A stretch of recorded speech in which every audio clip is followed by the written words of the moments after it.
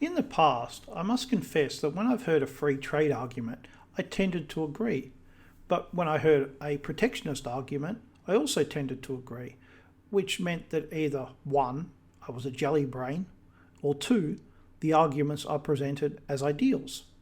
Unfortunately for me, the two are not mutually exclusive, but for my sake, I'm going to go with two, which means that we now need to have a look at both arguments. First, free trade. The free trade argument goes like this.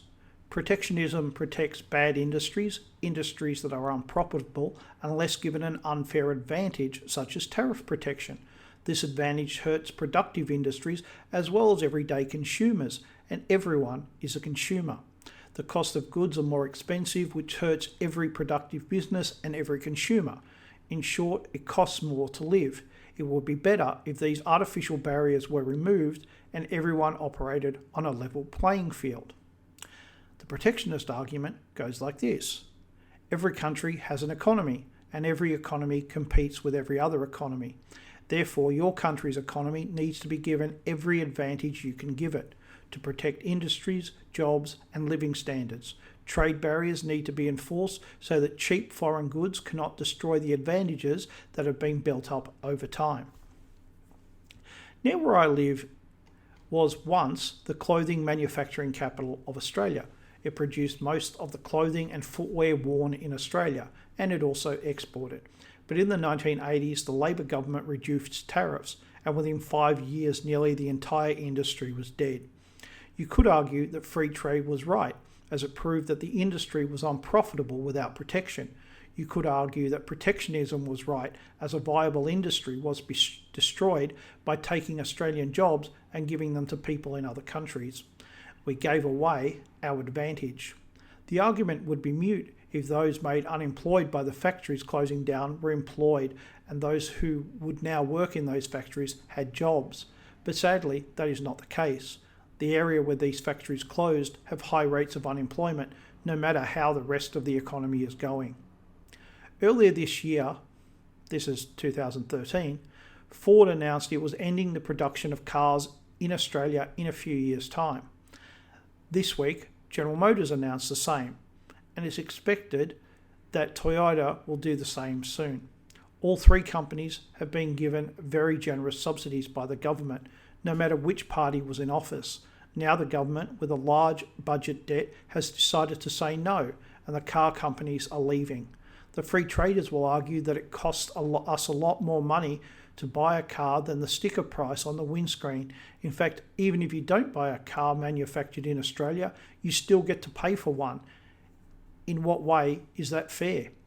Protectionists will counter with the argument that when production ceases, all cars will be imported. Australia will get no benefit as all of the skills, jobs and money either come from overseas or are going overseas. There is also no guarantee that prices will go down, only a promise. In both cases, I think that the withdrawal of protection has been too quick. With time, many of these companies may have been able to compete, but having the rug pulled out from under them left them with too big an obstacle to overcome. A further worry is that foreign-owned multinationals have no incentive to keep facilities in countries that do not offer some kind of incentive, low wages or government subsidies. To be sure, subsidies are welfare for big business, something I don't like at all as it hurts smaller companies. But the truth is that the idea of a level playing field is a lie. We're not talking about Australian companies competing against Canadian companies or Australian workers and conditions competing with Canadian workers and conditions, two countries with similar living conditions. We are talking about Australia competing with Thailand and Samoa, amongst others. Many countries have lower levels of living, lower conditions and lower wages. Many countries have subsidies. That is not a level playing field. The policies of free trade have in all first world countries brought a permanent mass unemployment. Until the free traders find a way to end mass unemployment, they have failed. That doesn't mean that the protectionists have won. Both have advantages, but from what I have observed personally and historically is that neither work for long. Both are too rigid in their approach. The protectionist economy did allow companies to exist that were terrible at what they did. They didn't innovate. They didn't try to be more efficient. They were complacent, and the government encouraged that attitude. Maybe it is a time to abandon both positions and be more flexible. The Austrian economists argued that communism and all-command economies would fail because the economy is too complex to understand well enough to control. I think they're right on this point, but it is possible to encourage and nudge the economy. Just as most countries have floated their currency, why don't we float tariffs?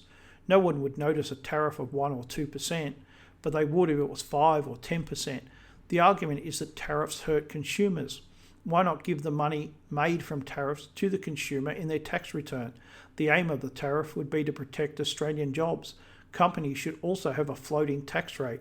There would be a minimum rate of tax, say 20%, and then a floating amount up to a maximum of, say, 40%.